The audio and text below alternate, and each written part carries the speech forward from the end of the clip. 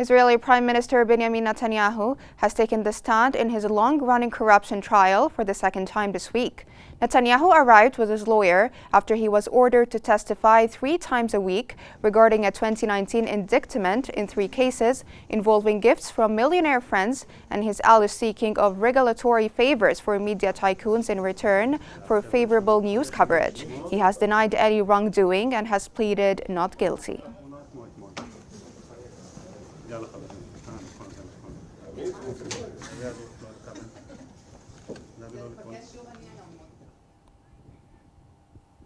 The spokesman for the Secretary General of the United Nations, Stefan Dujarric, says that Israel continues to reject efforts to deliver aid to northern Gaza.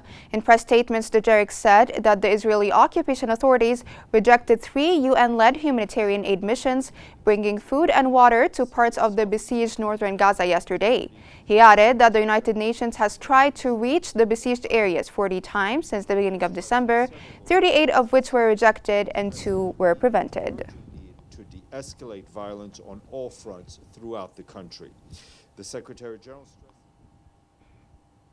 U.S. National Security Advisor Jake Sullivan has stressed the need for a political solution to the Israel-Hamas conflict. Speaking at a New York City event, Sullivan noted that the U.S. government has never been satisfied with its efforts and always wants to be pushing for more in war zones like Gaza. Sullivan warned that without a political solution, Gaza's population could become radicalized, leaving nothing to work with going forward.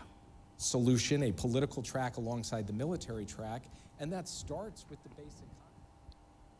Displaced Palestinians in Gaza's Qnews have flocked to 8 trucks in El Mawasi. Crowds scramble to secure bags of flour, a resource now scarce and unaffordable. The winter cold has compounded the misery of displaced Palestinians in the war-torn Gaza Strip, where they face shortages of supplies and the threat of starvation.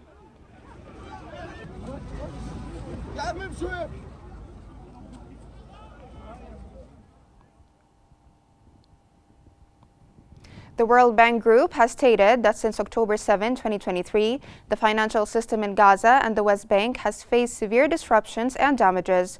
The World Bank and United Nations Interim Damage Assessment, updated to July 2024 figures, estimates $14.2 million in damages to the financial sector in Gaza between October and the end of January 2024.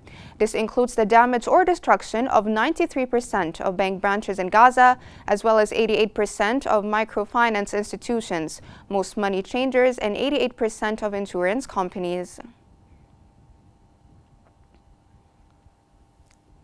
Egyptian President Abdel Fattah el-Sisi and President of Indonesia Joko Widodo have discussed developments in Gaza, Syria, and Lebanon, reaffirming the importance of continuing efforts to achieve a ceasefire in Gaza.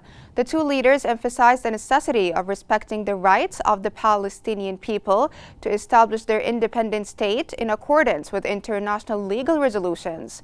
They also expressed the importance of restoring stability to both Syria and Lebanon, stressing the need to respect their sovereignty, unity, and territorial integrity.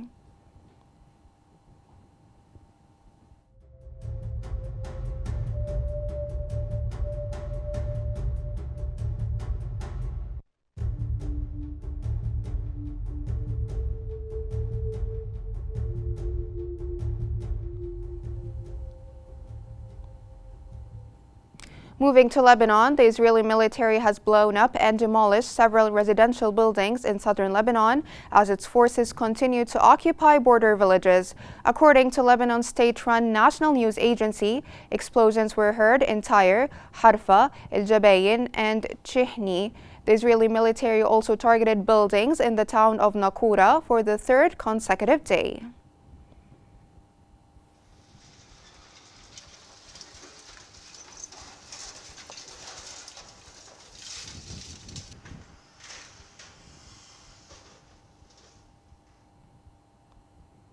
The Israeli occupation army has acknowledged that a settler group entered southern Lebanon earlier this month.